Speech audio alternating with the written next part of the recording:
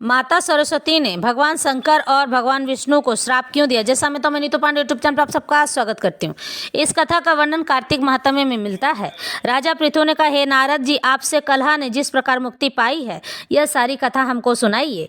मैंने पहले भी भली प्रकार से सुनी है, लेकिन मैं चाहता हूँ कि आप मुझे इसे पुनः सुनाएं। यह काम उन दो नदियों के प्रभाव से हुआ था, कृपा करके मुझे यह बताने की कृपा कीजिए। कृष्णा नदी साक्षात भगवान श्री कृष्ण चंद्र जी महाराज का शरीर और वेणी नामक नदी भगवान शंकर का शरीर है। इन दोनों नदियों के संगम का मातम्य श्री ब्रह्मा जी भी वर्णन करने में असमर्थ हैं। फिर भी चूंकि आपने पूछा है, अतः मैं आपको उनकी उत्पत्ति का वृत्तांत सुनाऊंगा, तो ध्यान से सुनो। चक्षासु मनवंतर के आरंभ में श्री ब्रह्मा जी ने ब्रह्म पर्वत के शिखर पर यज्ञ करने का निश्चय किया। वह सब देवताओं भगवान विष्णु और शंकर जी यज्ञ की सामग्री लगे उस पर्वत पर चढ़ गए। तब महर्षि भृगु आदि ऋषियों ने ब्रह्म मुहूर्त में उन्हें दीक्षा देने का विचार किया। इसके बाद उन्होंने श्री ब्रह्मा जी की पत्नी त्वरा यानी सरस्वती को बुलावा भेजा। वह बड़ी ही आहिस्ता से आ रही थी, क्योंकि वह अपने भक्तों को शिक्षा दे रही थी। इसी बीच में भृगु जी ने विष्णु जी से पूछा, हे प्रभु, आपने सरस्वती को शीघ्रता से बुलवाया तो है ना? वह अभी तक क्यों नहीं आई है? ब्रह्म मुहूर्त टलने को है। इस पर भगवान विष्णु ने कहा, यदि सरस्वती नियत समय पर यहाँ न आई तो आप गायत्री को ही स्त्री मानकर दीक्षा विधान कर दीजिएगा। क्या गायत्री पुण्य कर्म में ब्रह्मा जी की स्त्री नहीं बन सकती है?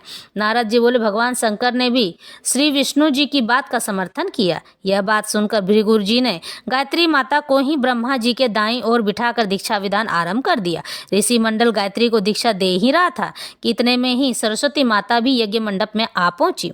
श्री ब्रह्मा जी के पास में गायत्री को देखकर ईर्ष्या से क्रोधित होकर सरस्वती माता ने कहा, जहाँ अपूज्यों की पूजा होती है और पूज्यों की अप्रतिष्ठा होती है, वहाँ पर दुर्भिक्ष, मृत्यु तथा भय तीनों अश्वमेव हुआ करते हैं। यह गायत्री जी ब्रह्मा जी के दाईं ओर तथा मेरे स्थान पर बैठी है। यह अदृश्य बहने वाली नदी हो जाएगी। आप लोगों ने अविचार से इसे जो मेरे स्थान पर बिठाया है, अतः आप भी इन सब के सब जड़ रूप नदियां होंगे। नारद जी ने राजा पृथु से कहा, हे राजन, इस तरह त्वरा यानी सरस्वती के श्राप को सुनकर गायत्री मारे क्रोध के आग बबूला हो गई, अपने होंठ काटने लगी। देवताओं के मना करने पर भी उसने उठकर सरस्वती को श्राप दे डाला। गायत्री ने कहा, ब्रह्मा जी जैसे तुम्हारे पति हैं वैसे मेरे भी पति हैं। तुमने तो व्यर्थ ही श्राप दे दिया है, अतः तुम भी नदी हो जाओगी। नारद जी ने कहा, तब तो देवताओं में भी खलबली सी मच गई।